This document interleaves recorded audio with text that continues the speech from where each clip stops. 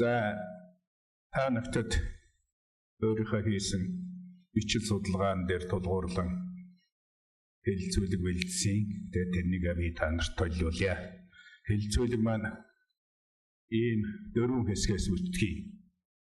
Оршил судалгааны үндэслэл, судалгаа боловсруулалт үр дүн, санал дүгнэлт, асуулт хариулт гэсэн ийм хэсгүүд байх юм аа. За гадаадд одоо Монголын хүн амын 144,566 хүн буюу нийт хүн амын 4.6% нь оршин сууж байна гэж гадаад харилцааны яамны консулын хэлцээс 2016 оны 12 сард гаргасан мэдээллээр ингэж гарсан байгаа юм. Энээс 25,000 нь бол Америкт сууж байна. Тэр статистиктэй гадаад яамны статистик шүү. Яг бүтэн биш. За тэгээд тэр одоо хамгийн олон хүн суудаг нь бол эхлээд Солонгос улс 33,000 хэдэн зуун байгаа. Тэгээд Америкийн нэгдсэн улс 3 дахь нь бол Казахстан гэсэн ийм 3 улсад бол төлхөө суудаг юм билээ. За Америкийн суугаа монголчуудын ингээд эцэгтэй зэрэг бол нийт иргэдийн тоо 25,000 буюу гадаадд суугаа монголчуудын 17.3% нь бол Америкт оршин суух юм. Алуу усаар хөдөлмөр эрхэлж байгаа 6,707, хууль усаар оршин сууж байгаа 8,527, гадаадын харьяат болсон 1,825, гадаадын иргэнтэй гэр бүл болсон 1,500, суралцж байгаа 3,900 гэсэн ийм тоо байгаа юм. За энэ судалгааг явуулах 2 үндэслэл байгаа. Нэгдүгээр практик үндэслэл нь юу байх вэ? Хоёрдугаарт онлайн үндэслэгээ гэж юу байх юм гэж. Ингээд үзэхдээ зэрэг Монгол банкнаас авсан мэдээгээр 2000-аас 2015 оны хооронд Монгол иргэдээс энэ хүнээс гуйлсан мөнгөнүүд байгууллага оролцоогүй юм. Энэ мөнгөний хэмжээ бол энд харагдж байгаа. 2000 онд бол 1.1 сая доллар шилжүүлж байсан бол 2012 онд 287.4 сая доллар. Тэгээд жилд дунджаар бол 151 орчим сая долларыг Монгол руу шилжүүлдэг юм байна гэсэн ийм дундад судалгаа. Тэр банкны мэдээлэл дээрээс болох тэр ингэж гарч байгаа юм. За энд бас нэг сонирхолтой юм бол Америкаас гадаадаас энэ бол Америкаас биш гадаадаас шилжүүлж байгаа мөнгөн дүн Монголын дотоодын нийт бүтээгдэхүүний өсөлт хоёрын хооронд ямар хамаарал байна уу гэдэг энэ дөрвөлжилтэд квадратлцсан бол Монголын дотоодын нийт бүтээгдэхүүний өсөлт энэ махир мөрөө шугамар бол одоо энэ гадаадаас Монгол руу шилжүүлж байгаа мөнгөн дүн. Тэгэхдээ зэрэг энэ улаанаар тойруулснуудыг хараарай. Энэ бол манай эдийн засгийн юм уу дотоодын нийт бүтээгдэхүүний туйл үнэлтийн үйс, бага өсөлтийн үйс гэхэд гадаадаас шилжүүлж байгаа мөнгөний дүн маань харьцангуй хадгалсан тэр өөрийнхөө эрчмийг хадгалсан хэвээрээ байсан гэсэн нэг юм одоо хөнгөн дүн гэдэг юм уу асуудал хийж болж байгаа юм дээр бол жишээлбэл. За сая бидний хэлсэн зүйл бол одоо энэ судалгаа хийх тийм практик тал нь байлаа. Тэгвэл одоо энд бас ерөөсө нийт улс орнууд одоо гадаадд байгаа иргэн нь Монгол руу тухай их уугуул нутаг руугаа мөнгө шилжүүлэхэд ямар эерэг сөрөг талтай байдаг юм гэдгийг судлаач эрдэмтэд бас гаргасан байдаг юм билээ. Нэгдүгээрт бол одоо ядуурл бөөрн мөнгө авч байгаа шүү дээ тэр чинь тийм үстэй. Хоёрдугаарт хэрэглээ жигдэр нь бэлэн мөнгөний хөрөмтлөл ихсэн төгрөг долларын ханш тогтворж нь арчлалын чанар дээшлэнэ. Энэ хэрв эх орондоо мөнгө шилжүүлэхийн давуу тал нь бол энэ юм. Тэгтэл бас сөрөг хандлага гарч ирж болох юм гэж. Тэрний өмнө ажил ах хүчний идэв сулан зарим хөрөнгө оруулалт бол оновчтой биш болж ирнэ. Миний мөнгө биш гэсэн ойлголт байгаа шүү дээ. Энэ чинь жишээлх юм бол тийм үстэй. За тэгээд ийм 2 үндэслэлээр Америкт байгаа монголчуудын дунд эх орон руугаа шилжүүлж байгаа мөнгөний тэр урсгал эргэлт тэрний үр дагаврыг судлая гэсэн ийм юугаар одоо энд байгаа монголчуудын дунд санал асуулга явуулсныг та нар бүгдээрээ санаж байгаа. Тэр санал асуулгыг бол бид нар 2017 оны 12 сарын 11-ээс 18 оны 1 сарын 15-ны хооронд явуулсан. За хүрээлэгтэр Америкийн нэгдсэн улс дахь энэ мужуудыг хамруулсан энэ дараачийн слайдн дээр гарч ирнэ. Судалгааг Tsahim хэлбэрээр олон нийтийн мэдээллийн сүлжээ идэвхтэй гишүүдээр дамжуулсан. Манай судалгаанд бол 563 хүн оролцсон ийм дүн харагдж байгаа юм. За энэ бол манай мужуудын төлөөлөл. За энд бол 23 мужаас бол хүмүүс оролцож манай санал асуулганд бол хариулт өгсөн. Тэгэхээр бас жаахан магадлал бас байж магадгүй гэж бодож байгаа юм. За тэгээд энэ судалгаанд оролцсон хүмүүсийн хүүс за нэрхтээ эмэгтэй бол давмгаалсан байсан. За насны хувьд бол энд өөрөөр хэлбэл 40-аас 50 насных 29-аас 39 насныхны хоорондох энэ хоёр тоог нэмэхдээ зэрэг Америкт суугаа монголчуудын давмгаалж байгаа насны тийм нэг илэрхийлэл гарч ирж бас болох юм болов уу гэж энэ дээр ингэж харсан. За гэр бүлийн байдал гэдэг дээр энэ гэрэлсэн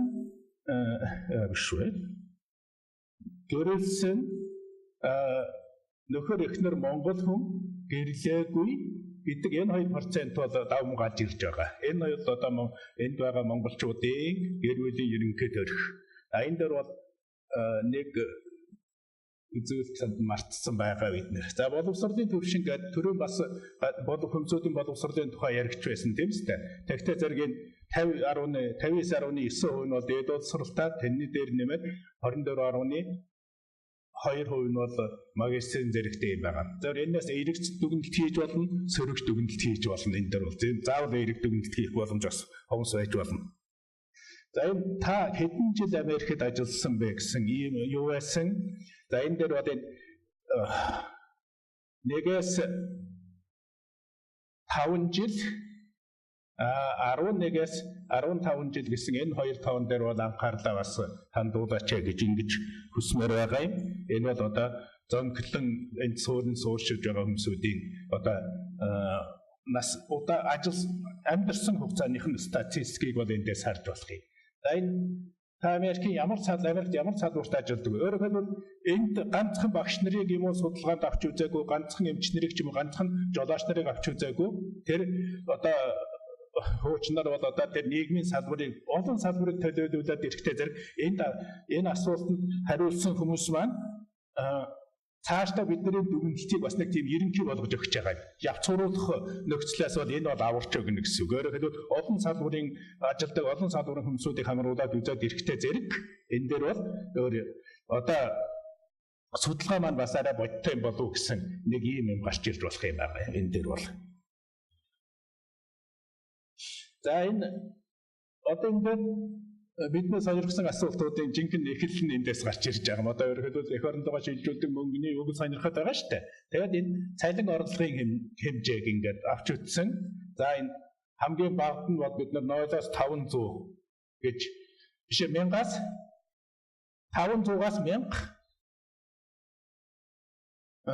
гэд хамгийн их нь болохтой зэрэг бид нар энэ 5,000-аас дээш гэсэн ийм юугаар авч үзсэн юм байна. Тэгвэл зэрэг бидний одоо зөнхөлж байгаа орлогын хэмжээ маань энд байна да.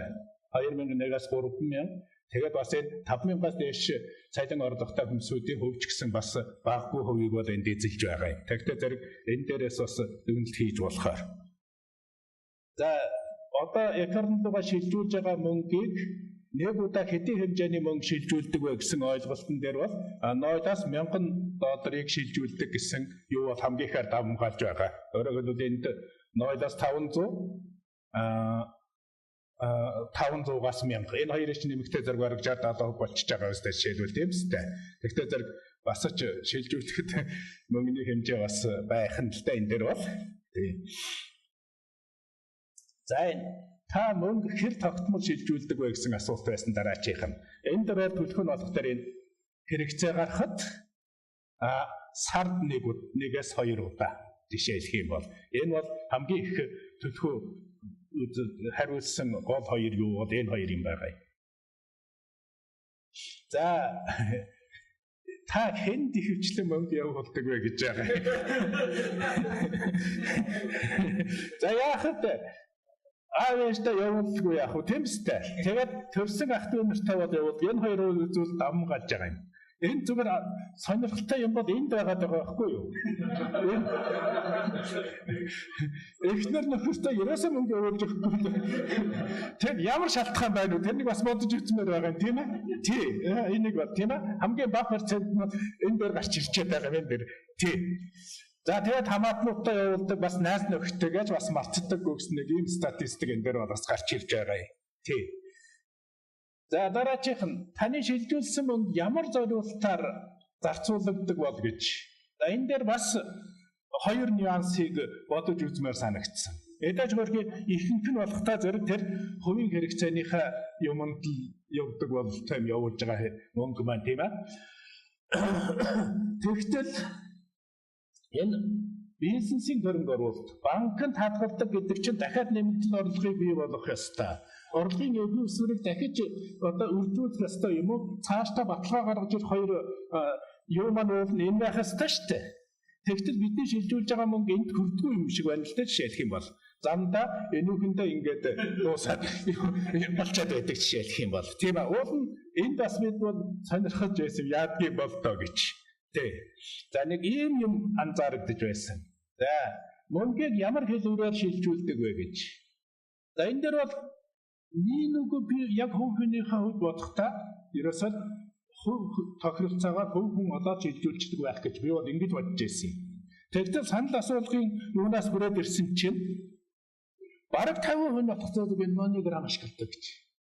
Тэгвэл бид нар чинь тэр албан ёсны тийм ээ банк санхүүгийн байгууллагад дамжуулан өөрчлүүлж тэр мөнгө тэр эзэнт нь хүргэдэг юу. Энэ бол надад их таашаалтай санагдсан. Дандаа хувийн хэрэгцээгээр юм уу дандаа мөнгө одоо фэйсбүүкээр дүүрэн шүү дээ тийм үстэй. Энд мөнгө аваа тэнд өгөх хүн байна уу гэх ингээд байж байгаа шүү дээ. Тийм биш. Энд бол монограмаар энд бас мөнгө шилжүүлдэг юм байна монголчууд. Тэгэд бусад яг нь олон улсын картаар шилжүүлждэг. Энд доллараа өгөөд Монголоос төгрөг авдаг гэдэг нь нэг 8% орчим байгаа байхгүй дэшээр. Хувь хүнээр дамжуулдаг гэдэг нь 18-аас 18.3. За Америк дахь Монгол компаниудаар дамжуулдаг. Хуулийн үйлчилгээ гэхээр их бага байгаа. Энэ дээр бол жишээлбэл тийм ээ. За энэ судалгаа хийсний нэг юу нь болохоор энэ нас хүс Америкт амьдарсан жил цалин орлогын хэмжээ гэдэг маань энэ судалгаанд оролцогчдын өөрсдийнх нь шин чанар байгаа юм. Мөн шилжүүлдэг эсэх давтамжтай шилжүүлдэг нэг удаа хэдийн мөнгө шилжүүлдэг вэ гэдгийг хоорондын тэр хамаарал юм уу корреляцийг гаргаж үзье гэж үзсэн. Энэ дээр корреляцийг гаргаж үзэн гэдэг маань өөрөөр хэлбэл энэ ойлгомжтой болохын тулд уншчихдаг юм билүү?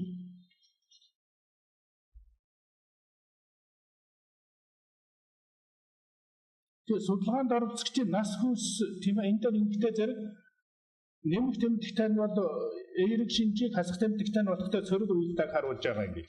Жишээлбэл насан дээр нас ахмад оролцогчид илүү мөнгө шилжүүлэх магадлал ихтэй. Ойр ойрхон мөн нэг удаа том хэмжээний мөнгө шилжүүлдэг байна. Дандаа нэмэх болсон шүү дээ тэр чинь тийм үстэй. Хүмүүсийн хувьд эмэгтэй оролцогчид мөнгө шилжүүлэх магадлал давтамж өндөр боловч нэг удаадаа банк мөнгө шилжүүлдэг. Тэр нь хасгаагаахгүй байдаг чинь тийм үстэй. Тийм. Боловсрол өндөр хүмүүс мөнгө шилжүүлэх магадлалыг нэг удаа их мөнгө шилжүүлдэг боловч тэдний хувьд давтамж нь бод байдаг. Америкт амьдарсан жил цалин орлогын хэмжээ нэмэгдэх тусам хүмүүсийн мөнгө шилжүүлэх давтамж дагаж өсдөг байна гэсэн ийм нэг тийм корреляцийн нэг тийм юм гарч ирж байгаа юм дээр бол. За энэ бас сонирхолтой. Өөрөөр хэлбэл бид нар хэдийн хэмжээний мөнгө шилжүүлдэг үдийг 0-аас 500 гээд дээдлийн болох тэр 3000-аас дээш гэж ингэж авсан шүү дээ. Хамгийн багаар нь одоо 0-аас 500 шилжүүлдэг гэсэн хүмүүсийн хариултан дээр шинжилгээ хийгээд үзэхдээ зэрэг тийм юугаар бол жилд нэг 3 сая орчим доллар шилжиж байгаа юм. 3 сая орчим доллар шилжиж байгаа юм. Хамгийн өндрөөр тэрнээс дээш гэдэг ингэсэн шүү дээ тийм үстэй.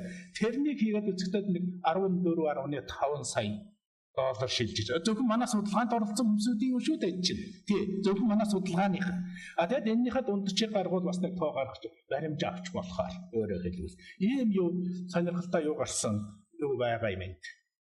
За дараачийн одоо сийлүүг орж яана би тийм ээ. Ямар ч гэсэн шаардлагагүй юм шиг байна. Болор цэцгээр. Тэгээ гадаад байгаа хүмүүсийн мөнгө санхүүг монголчуудын амьдрал улсуудын эдийн засагт ашигтай өрн нөлөөтэй болох талаар танд санал хүсэл байна уу гэсэн ийм асуулт асуусан. Тэгээд ингээд үзэхдээ зэрэг энэ бол нээлттэй асуулт шүү дээ. Өөрсдөө саналаа бичих хэрэгтэй. Тэгэхдээ зэрэг энд яг өөрийнхөө сонирхож байгаа сэдвээр ийм 6 төвөр санал байгааг гаргасан.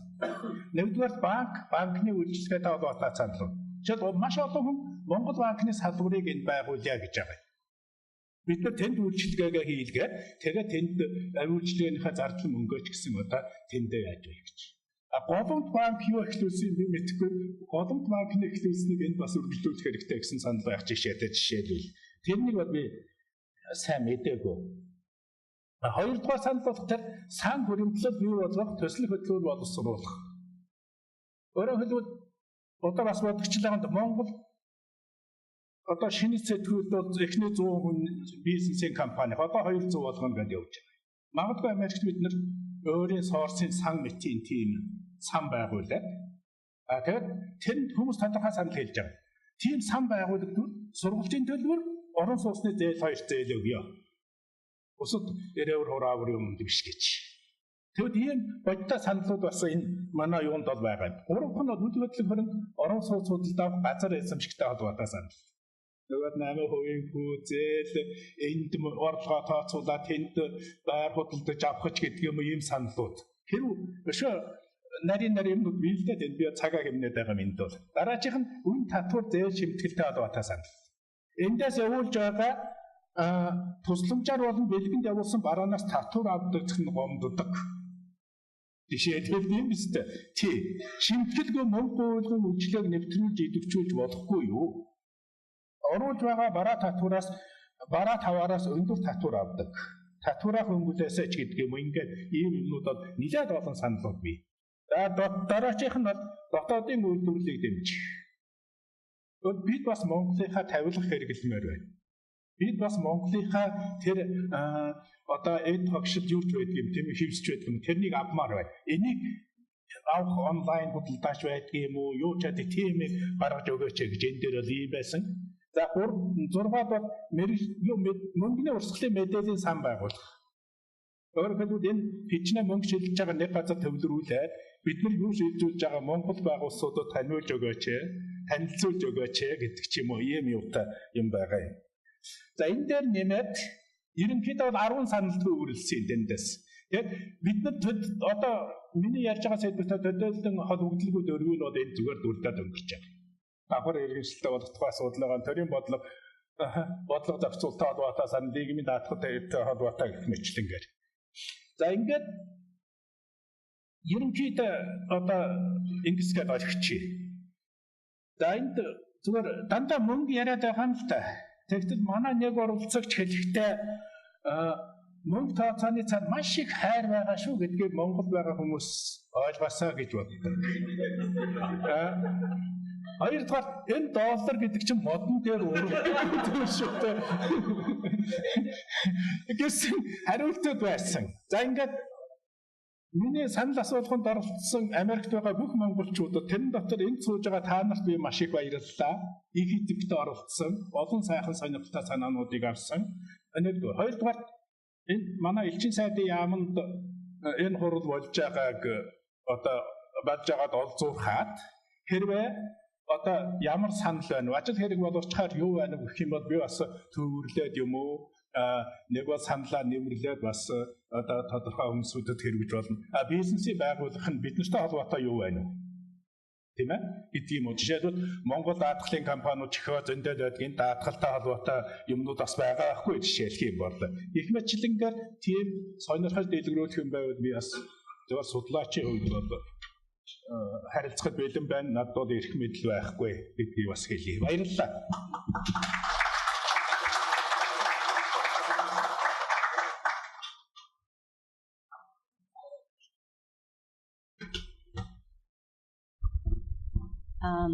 Thank you, Professor Uvsh.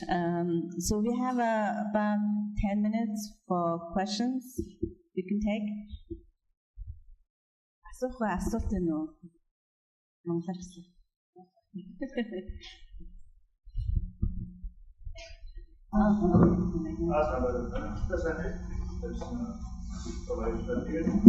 Энэ гадаад монголчуудын хэл соёл одоо юуны Mongolia actually they have that exclusive was in Santa Soto school of writing Mongol. That time very important. Би энэ удаа зөвхөн шилжүүлж байгаа мөнгө сонирхсан юм. Дараа нь бол жишээлх юм бол гэр бүлийн тухай их сайхан судалгаанд юу асуулт хариулт над гарч ирсэн байгаа. Тэр баг хойдынхаас илүү зарлчаа өчтдөг юм уу яадаг юм те. Гэх мэтлэгээр ийм өргөжлүүлсэн ийм судалгаа хийх судлаачид ингээд үйл ажиллагааны ганцхан бий бол болохгүй шүү дээ. Тэр энэ та нар нэг юм огт анзаарсан домино гарчин дээрээс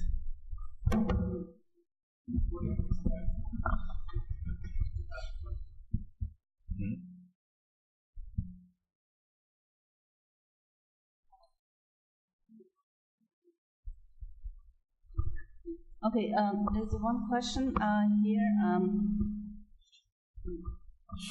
The question was, are you doing any research on Mongolian families and kids in terms of how to preserve culture?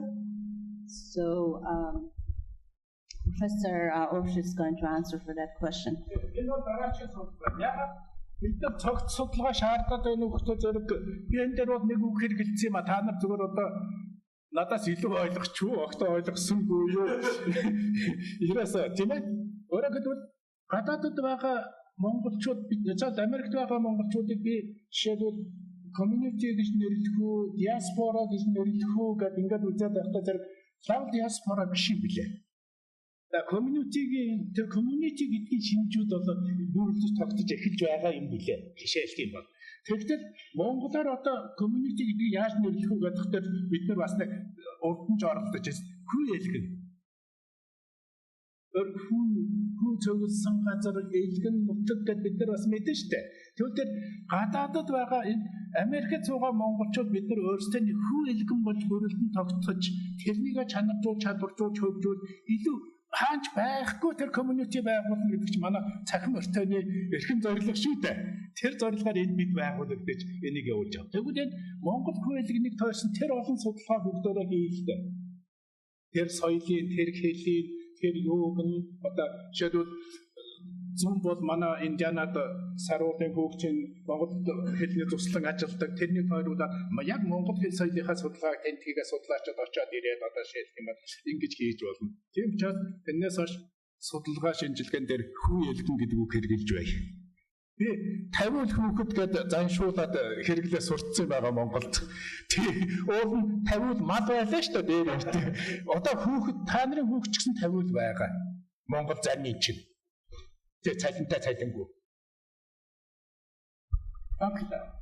Okay. The answer for that question is basically the research on family and kids preserving cultural heritage. On that issue, hasn't done any study yet. That is actually the next thing he's interested to do, and.